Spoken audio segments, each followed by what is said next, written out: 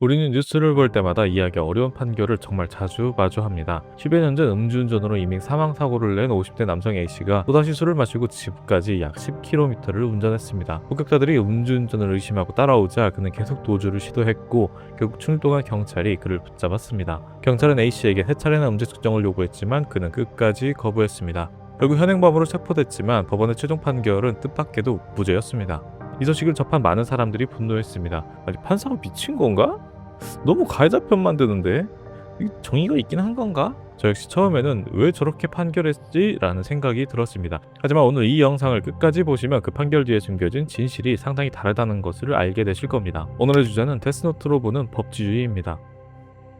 데스노트는 이름만 적으면 그 사람이 죽는다는 죽음의 노트가 등장하는 작품으로 주인공 야가미 라이토가 이 노트를 손에 넣으면서 이야기가 시작됩니다. 라이토는 법의 느린 절차와 지나치게 가벼운 처벌에 깊게 분노하며 스스로를 신이라 여기고 범죄자들을 직접 처단하기 시작했습니다. 처음에는 살인자, 강간범, 마약상 등 분명한 악인들만 골라 죽였습니다.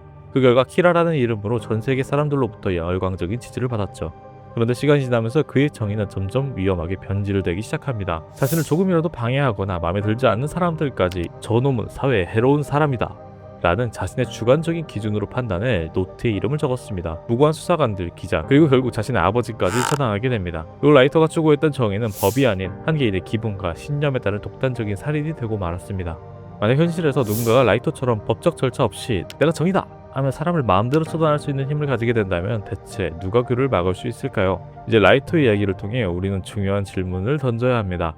판사가 멍청한 판결을 내리는 것처럼 보이는 이유가 무엇일까요? 판사는 기분이나 여론에 따라 판결하지 않습니다. 그들은 법치주의의 원칙 아래에서 움직입니다. 법치주의란 어떤 개인도 법 위에 있을 수 없으며 모든 권력과 판단은 정해진 법률과 적법한 절차에 따라 이루어져야 한다는 것입니다. 특히 이번 무죄 판결의 핵심적인 이유는 불법범 체포로 인해 무고한 사람들이 피해보는 일을 막기 위해서입니다. 경찰이 절차를 어기고 체포했다면 그 증거는 법정에서 사용할 수 없게 만드는 것이 우리 법의 원칙입니다. 이 원칙이 무너지면 언젠가 우리 자신이나 가족이 억울하게 경찰의 불법 수사로 피해볼 수 있기 때문입니다. 판사에게 법률은 단순히 범죄자를 처단하는 도구가 아닙니다. 동시에 판사 자신을 강하게 억제하는 도구이기도 합니다. 법원 판사에게 권한을 주면서도 개인적인 복수심이나 대중의 압력에 휘말리지 않도록 단단히 붙잡아주는 철길의 역할을 합니다. 하지만 이러한 철저한 법치주의 시스템은 판사에게도 큰 부담이 됩니다. 이 사건을 담당했던 최치봉 판사는 무죄를 선고하면서 무거운 목소리로 이렇게 말했습니다. 음주운전으로 사망사고를 내고도 또다시 음주운전을 한 피고인이지만 적법한 절차를 지키지 않은 체포 이후의 측정 요구였기 때문에 무죄를 선고할 수밖에 없습니다. 그는 깊은 한숨과 함께 솔직한 심정을 드러냈습니다. 이런 사건이 있을 때마다 개인적인 양심과 법관으로서의 양심 사이에서 깊이 고민할 수밖에 없습니다. 법관으로서의 양심은 적법 절차 원칙을 따르는 것인데 적법 절차라는 것은 문명의 시대에서 요구되는 것입니다. 그런데 피고인이 살고 있고 살려고 하는 야만의 시대에서 적법한 절차를 지키는 것이 과연 합당한 것인지 저는 잘 모르겠습니다. 재판사는 마지막으로 결연한 목소리로 덧붙였습니다. 무죄를 선고한다고 해서 피고인의 죄가 없어지는 것은 아닙니다. 만약 음주운전으로 다시 이 법정에서 만난다면 그때는 법이 허용하는 최고의 형을 선고하겠습니다.